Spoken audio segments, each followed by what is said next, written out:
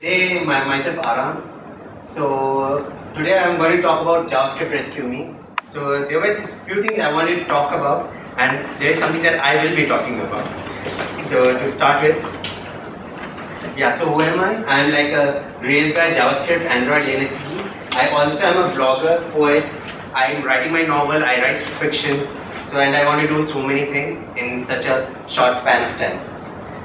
So what are we going to talk about? We are definitely not going to talk about all the kitties and all the YouTube videos which you will be watching. But I wanted to talk about Faye in the beginning. So it's like I was working on this platform Menti. It's like a mentoring platform, and over there we had this problem that we wanted real-time notifications. If any of you are familiar with Ruby and Rails, that is not very simple task. So for that you would either go for setting up a Node.js server or something, and the other alternative was Faye. Faye was like a JavaScript server which was there, but it would not add to the stack, and it's got a very beautiful integration with Ruby. So I wanted to talk more about that, but then we had integrated it into the platform, and it was working very seamlessly with the Menti platform. But then something strange happened. I used to write a blog in Sulekha.com. There was this community of bloggers for fiction and poetry and all those things. And they used to give us the URL, for example, arambusal.sulekha.com. And they used to give us the RSS feed so we could actually have all our data. But then all of a sudden, they just changed the structure, and after that, it was not available. And scraping it in itself was a problem. So, yeah. So then the solution that I came up was Casper.js. The main thing about Casper.js is that you can see that with JavaScript itself, I can scrape the data from the blog, and then I can have the data. So Sulekha had actually done all the things through JavaScript, and getting the data, scraping it by the traditional methods was kind of difficult. So with Casper, you can actually do a lot of stuff, as you can see. And what I used it mainly was for scraping web contents. So let's just look at the things that I had done.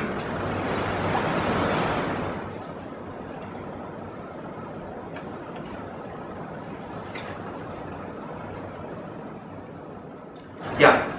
So basically, the Casper, the best part is that with a few lines of code. For here, I've done with my blog on Blogger because just to demo it. So the best part about Casper is that I can very well, first of all, set a user agent so that I will not right away be blocked by the server. Otherwise, they can very well know that okay, this person is like trying to scrape. And I'm like, you can first of all, you start with, you initialize Casper, and then you can just tell them very clearly that what you want them to do.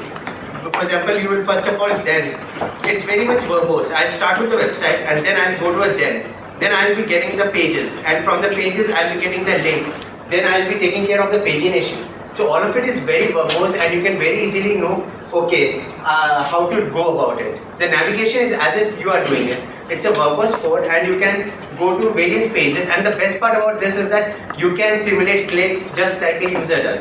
So in the end, even if the page is not allowing you to scrape due to some reason, and you can just simulate a click and actually get all the data. So I had done scraped it. I assume we will not have a net. So this is the data that I scraped from Blogger. So by the end, you already have the whole data in it, and all of this was scraped and then written to a file. So the best part is that you can just scrape the thing and just write it to a file. So this is the main thing about, yeah. So with this, I could get all my data from Sulekha as well. The only thing that I had to take care was that the requests that were going to the server were not very fast, otherwise they could right away block it. So I had put a delay, and then I could get the blog back, and I could have all my data. So I've just uploaded the code. If anybody is interested, they can just have a look. Okay, that's it. Thank you. Still have 5 minutes. Yeah. So When you were scraping a site, it was just one site you were dealing with. Yeah. Have you experimented with the Casper packages on different sites or only sites with malformed content? Because traditionally with scraping, this is the problem. You know, you try to scrape a site with their HTML and stuff like that, and the whole thing just kind of crashes. Yeah. No, I've just tried it. My use case was very simple that this website, by the traditional methods, I could not do it because all the content was done by JavaScript. So they were populating the whole content with JavaScript. So I had to actually simulate that. So that was the main reason why I used the package. I did not use it on Malform websites. So I think it's using Phantom.js, right? Yeah, it's the WebKit thing.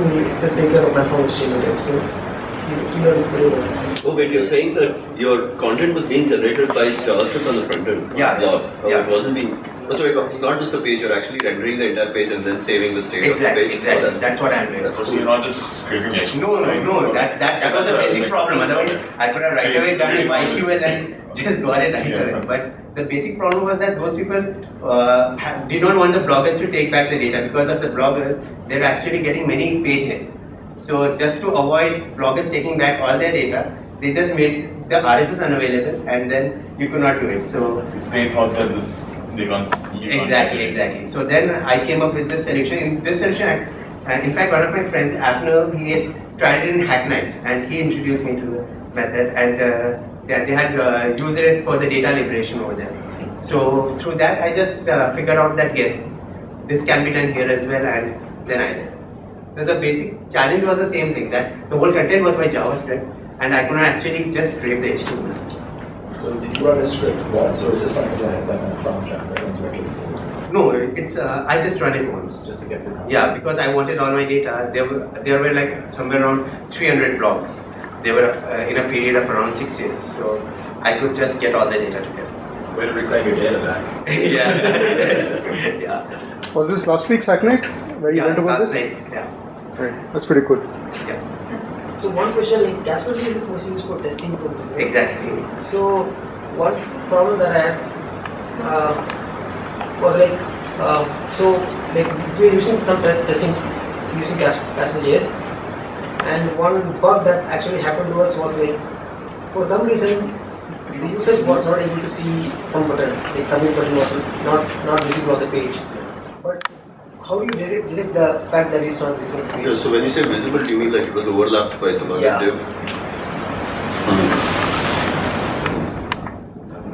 So the visibility is actually set to visible. The display is like some block or something. So if you try to look at the CSS, it will say it's visible. Yeah. But it might be blocked by something else. Oh, actually, so I think you could do this, right? You could find out what the absolute position on the page is of the button and simulate a click on that point and see if it gets clicked. So if there's something layering, if that I was wondering whether Casper.js has something to do. that'd be cool. Yeah. No, yeah. So I'm guessing, yeah, Casper.js. Can you say page.click on? Yeah, you can see that very clearly. That's the best part about this. I can very clearly see that click, simulate a click on this part. This is how it is different from rest of it. That I can actually simulate a click and automatically, since Phantom.js is a headless browser, that headless WebKit, you actually get all of the data. So I see. Thanks.